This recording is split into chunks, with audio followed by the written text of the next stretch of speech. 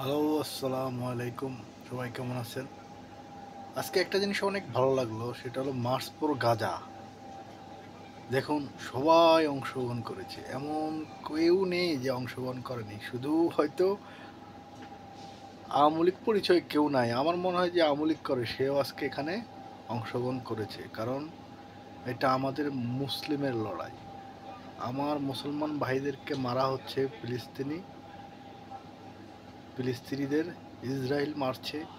আমরা তার তীব্র নিন্দা জানাই এবং আমাদের মার্চ ফর গাজা আজ বিশ্বের মধ্যে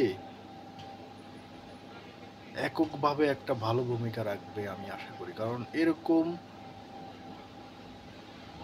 মার্চ ফর গাজা বিশ্বের কেউ এত বেশি করতে পারেনি যেটা আমাদের বাংলাদেশে আজকে হয়েছে।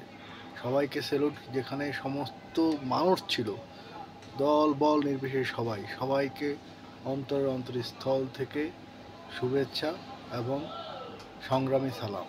আসসালামু আলাইকুম।